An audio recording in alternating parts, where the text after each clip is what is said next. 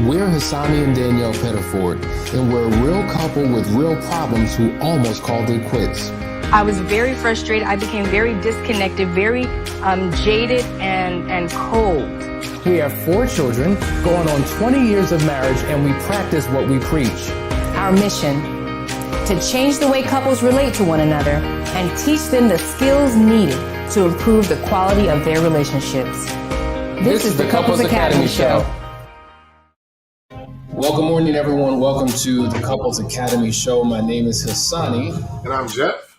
And we're here this morning to have a conversation with you. It is Tuesday. Is it Tuesday? Yeah, it's Tuesday. It's Tuesday.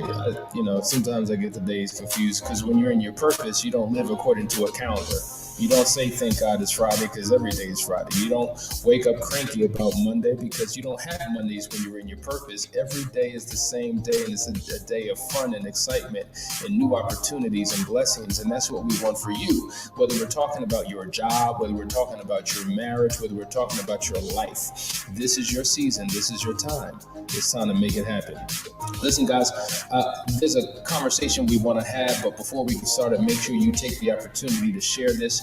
We want every man listening to this right now. Get your husbands, get your boyfriends, get your sons.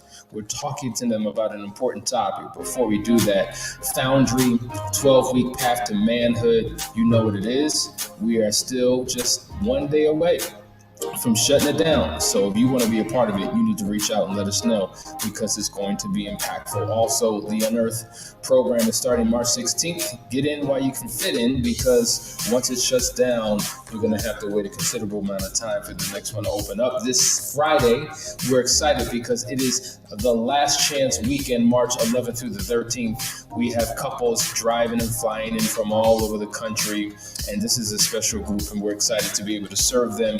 And we hope that you'll be able to take advantage of that opportunity in April because it's something that could be transformational for your life. Now, today's topic, man up and move forward.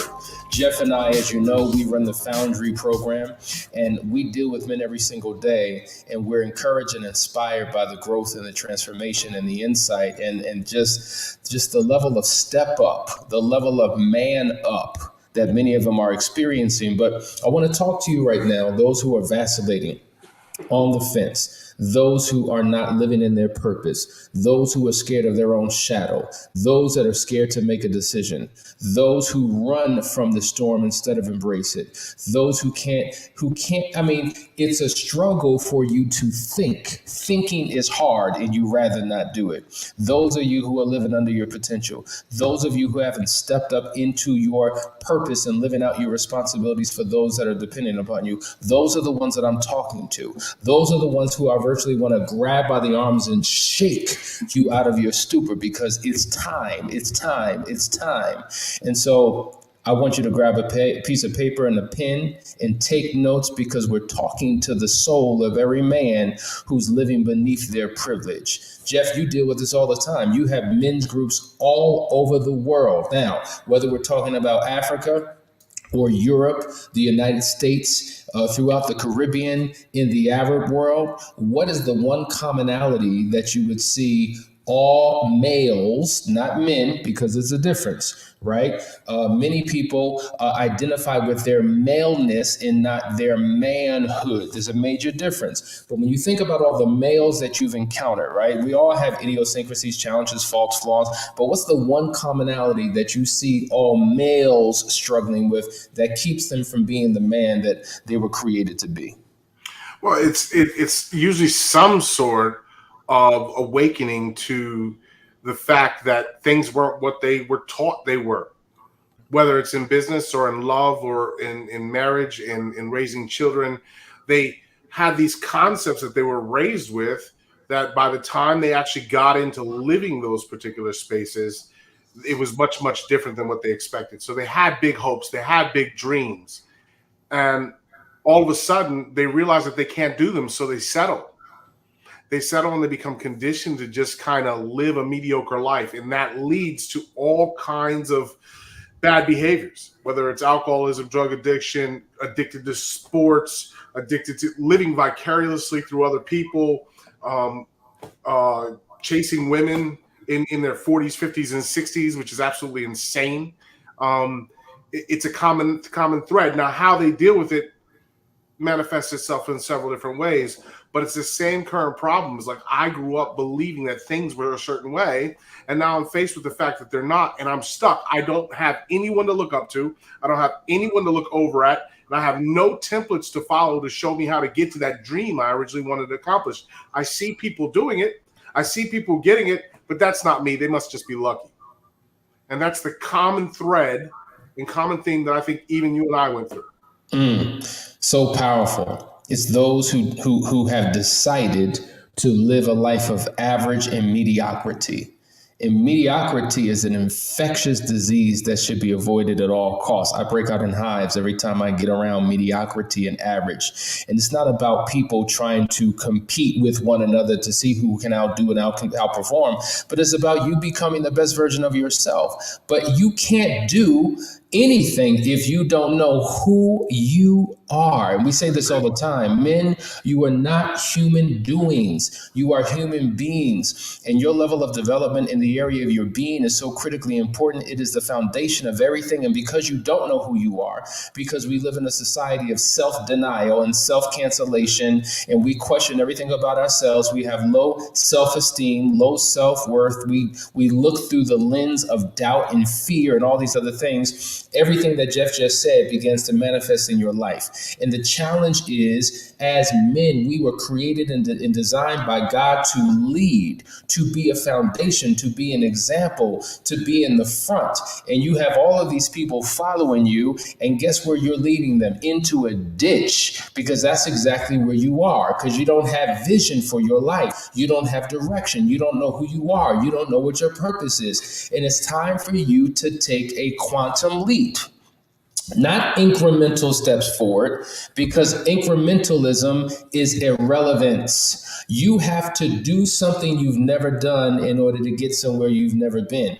And the way up is down, the way forward is back. In order to go into your future, you got to step into your past. You got to face your fears. You got to face your demons. You got to dig up and uproot all the stuff that is within you, place it to the side, build a healthy foundation so that you can move forward. And that's what Foundry is all about. That's what Jeff has been about for the last number of years, because who you see today is not who he once was. Who I am today is not who I once was. There was a journey, but because we live in a microwave society, we want to snap our fingers and have it. We want what it took people years to experience overnight. And once we realize that it takes work and labor, and it takes dedication and tenacity and stick-to-itivism, what do? We throw in the towel, we call it quits, and we just give up, and we live the mundane life. Yeah, I think as men, we need to stop being the victims of no. So we're all doing it to our children. I had to learn how to peel this thing back. But there was a no, don't touch this, that was intentional to keep my child from harming themselves. That no was intentional, on purpose, and for a reason. But then I noticed also that there's a no that was told to my children that's because I didn't want to deal with it. That I became frustrated, or maybe even the no was because I didn't have the answer to the questions.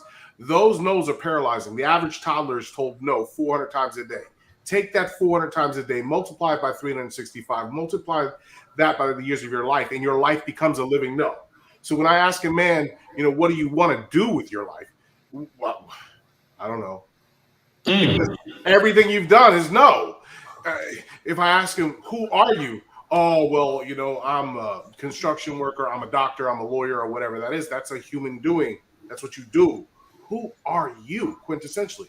And you should watch these men freeze as they don't know who they are in their essence, in their core. They can't describe who they are essentially down to their core. Before their mother gave them a name, before any of that, there's an essential, quintessential you. You saw that version of you when you were a child. Children playing are walking yeses. Everything's yes. It's explore and it's joy and it's fun. Jesus said, suffer little children to come unto me and forbid them not, because such is the kingdom of heaven. We don't have that playful spirit, that heavenly spirit that causes us to want to explore and expand in our marriages, in our money, in our relationships with others around us, in our physicality. Like, we just let it all go and we settle and we lower our expectations down. And then what ends up happening is we get into a crisis. And so all of a sudden now our expectations go up, but our willingness to do stuff is down here. And what that does is it causes conflict. So we look for sedation, ways to not think about it, through alcohol, through drugs, through obsessing over sports, putting a man's name on your back and walking around talking about his life like it's yours. You know more about his statistics on the football field, and you know more about the size of his tight pants than you know about your waist size and what you're trying to get. And on that note, you're watching the Couples Academy show. We're talking about the topic, man up and move forward. Stay right there. We'll be right back right after this break.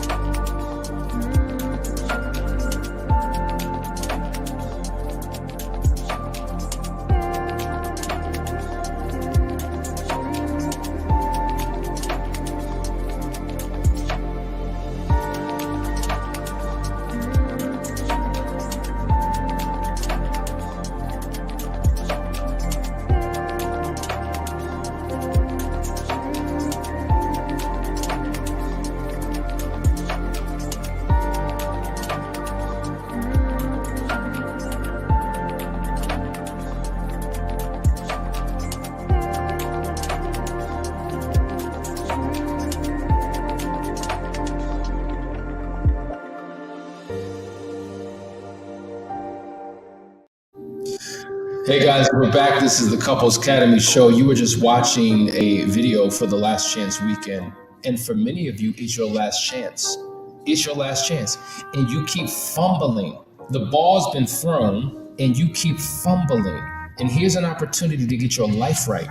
Here's an opportunity to get your marriage right, your family right, your future right. But you keep vacillating. You keep telling yourself, no, Jeff, I think that was very profound. We live in a society where we have constantly been told no so much that that's our knee-jerk reaction. So when I hear men say, I don't know, the only two people who are qualified to say no are children and victims. And if that's not you, I rebuke that spirit in you that always wants to give up, cave in, and quit, not take responsibility, not think through anything, not make a decision, and you fall back on the sword of I don't know, or I just don't know what to do. Well, figure it out. You don't need to have the resources, but you need to be resourceful. You need to be able to tap into your sources and find out what the answer is and make things happen. Make a decision, even if it's the wrong decision. Make a decision, because when you decide not to decide, you've decided to do nothing, which is a decision.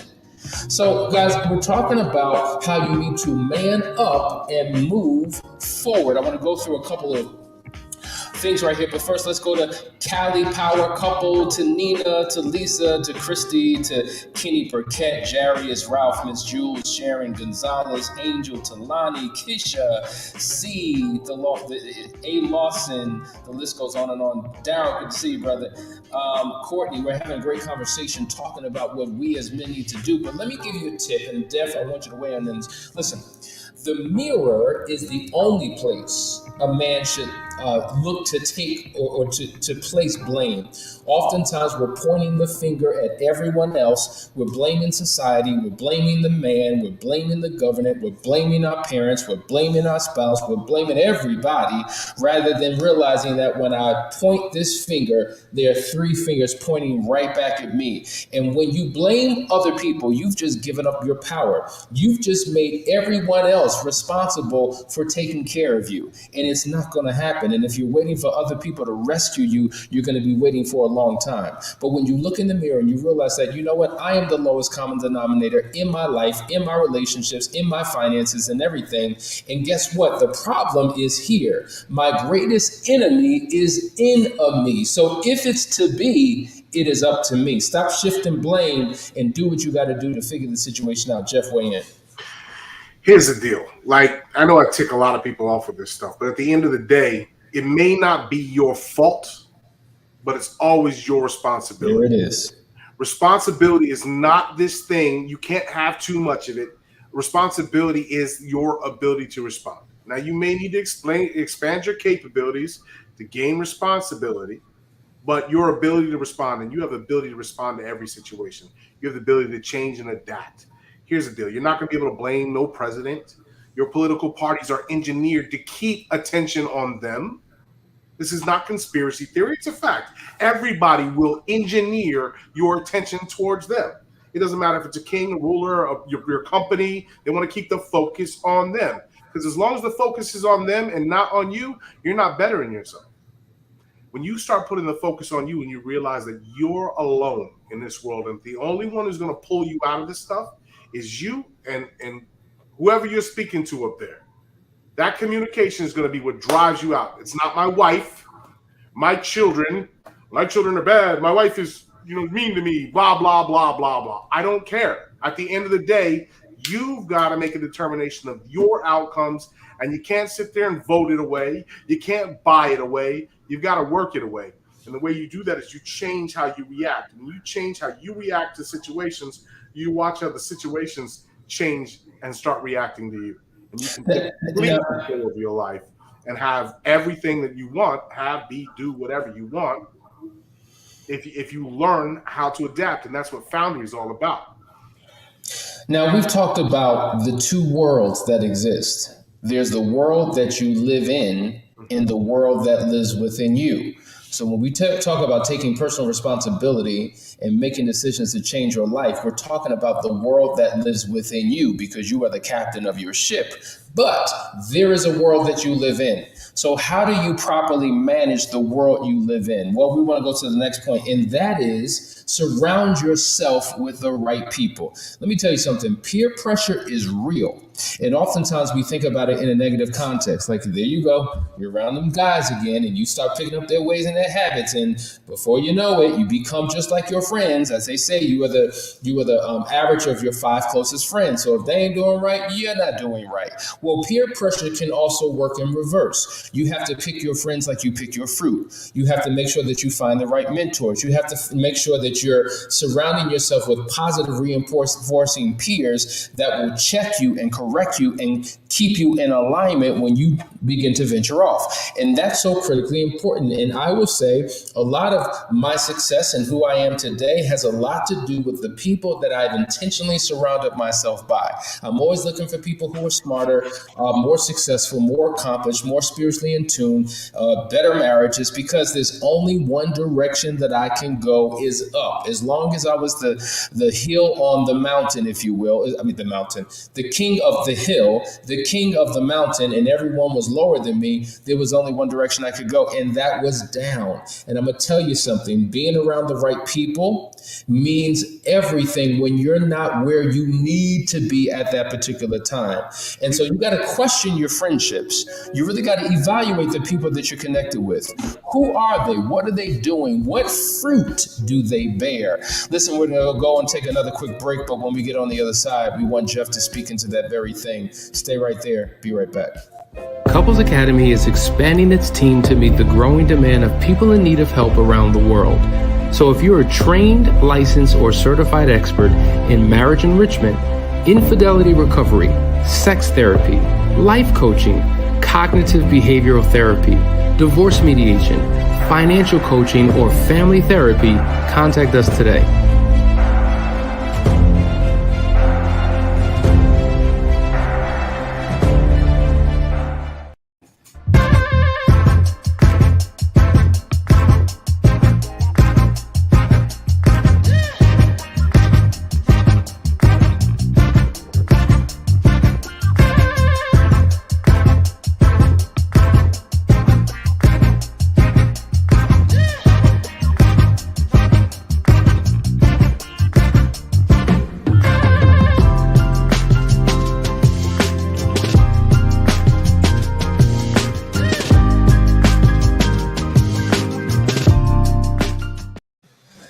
All right, guys, we're back. You're watching the Couples Academy show. I'm getting texts coming in like in real time. A brother just said, y'all are dropping bombs with the message this morning, speaking right to me. Gonzalez says, 1 of 3 growing up, my role models were males who slept around pimps and drug dealers, other variations. And then we have Courtney who says, yes, I've noticed a difference in my marriage and life so far in a little bit of time by changing the people we surround ourselves with. Listen, another comment from Jackie. Good morning. I totally agree. My husband and I spoke with a group of kids about how to have healthy relationships. It starts by being the person you want to friend. Jeff, weigh in on this. Well, I mean, that's it. But I like to go a little bit beyond that even. I like to categorize. When I'm dealing with a guy one-on-one, we're trying to get through and have a major breakthrough, the first thing we do is go through that list, right? We're going to take all of our goals, our personal goals, our business goals, family, love, all those things. We're looking short-term and long-term, and we're going to line those goals up. And then I'm giving a little hack here, Sonny, I'm sorry. But then I literally have them jot down every time they speak to anyone in their phone list all through the entire week, whether they tweet them, Facebook likes, all that type of stuff. And they mark each one of these things down. And as they mark them down, every time they talk to those people, and then I want to take them at the end of that week, 24 hours a day, 7 days a week, have them match it up to their goals. If you've got a bunch of people who are distractions from your goals in your life,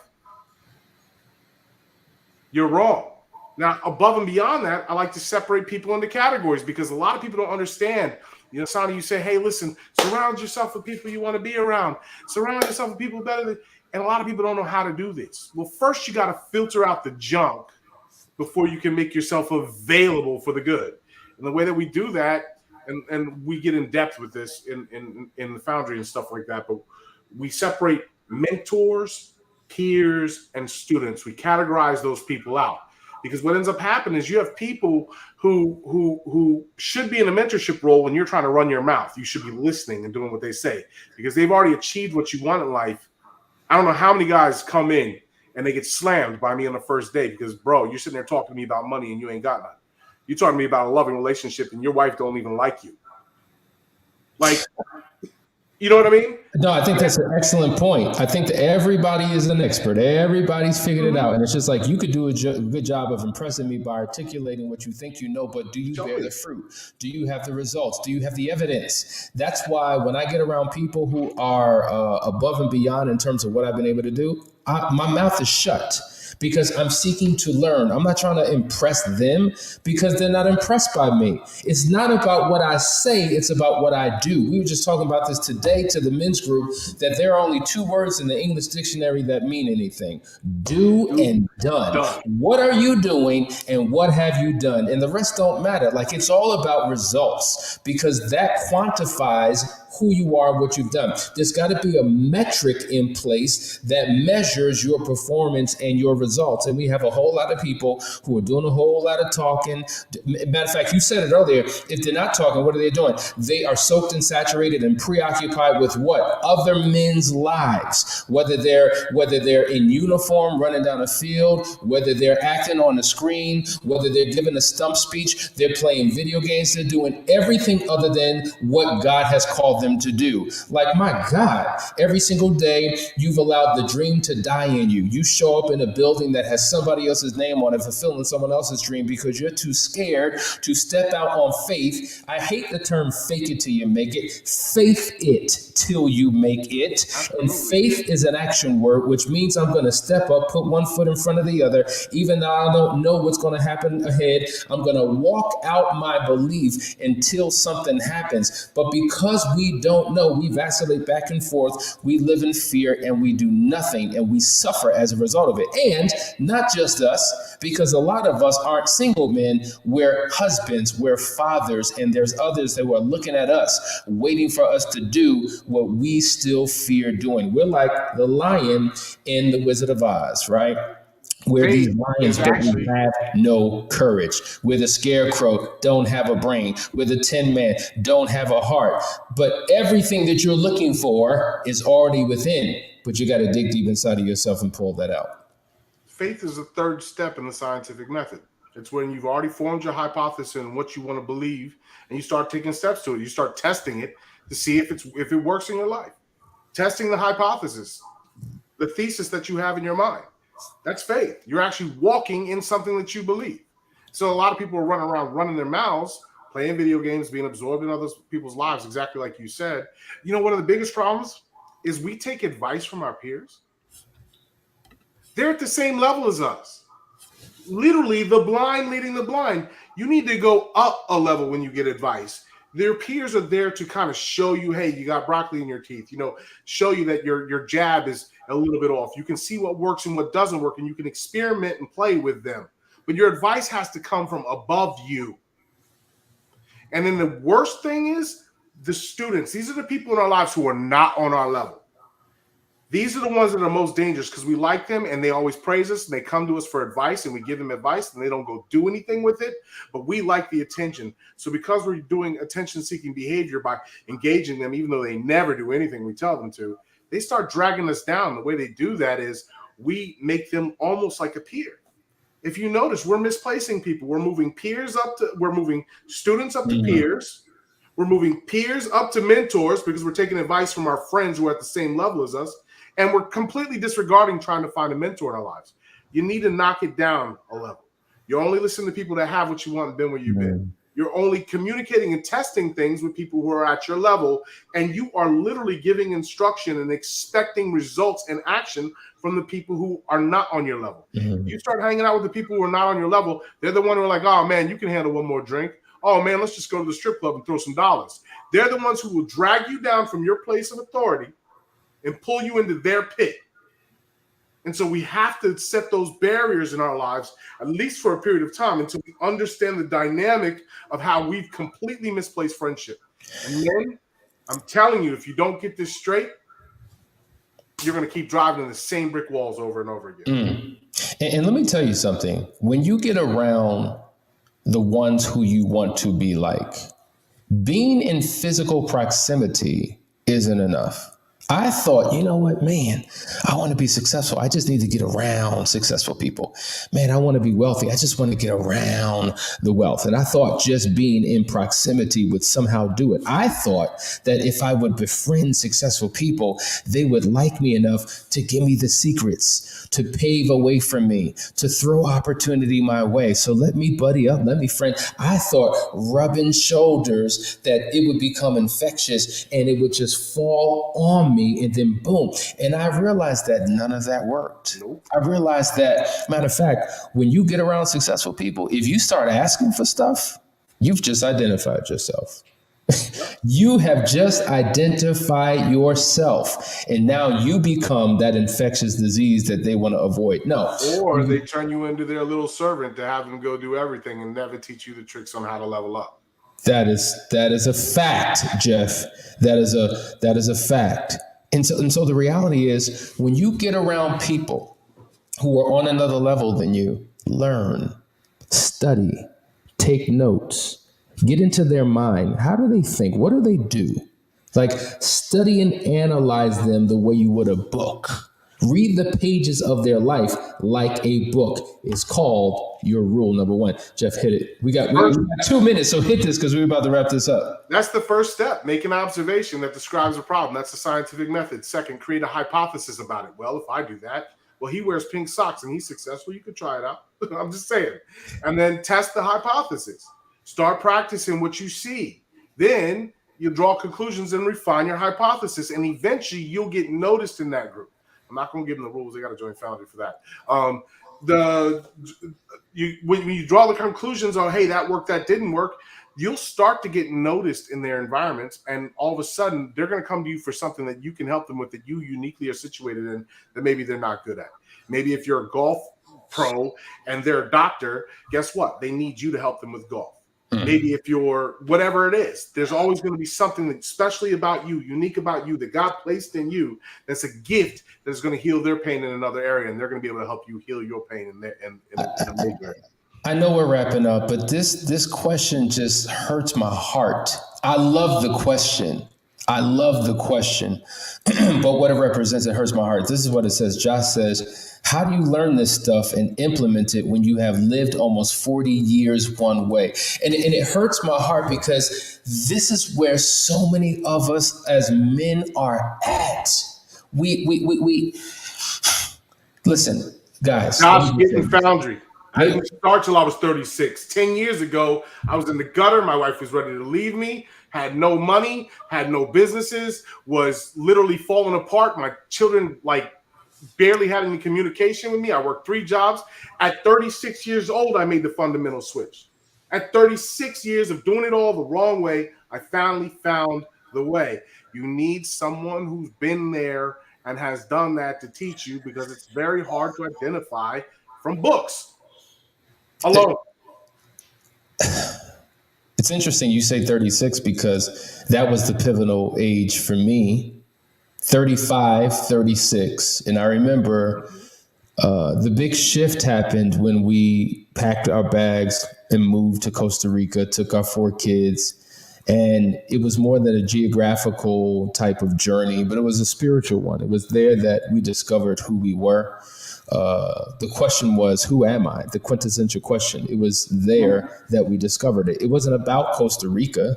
It was about the fact that we were willing to step away from any and all and everything and to get lost in ourselves. And that's when we found who we really were. And it was from that time that life began to shift, because prior to that, to your point, Jeff, I know what it's like to struggle. I know what it's like to not have. I know what it's like to 1 month, you got eviction, but not what you get. We were renting at the time. So you had a late notice, right? Eviction notice, then the next month the water's off, then the next month the lights off, then that we were on the struggle bus. Financially, we were just in a wretched situation. Relationally, we weren't on a good page.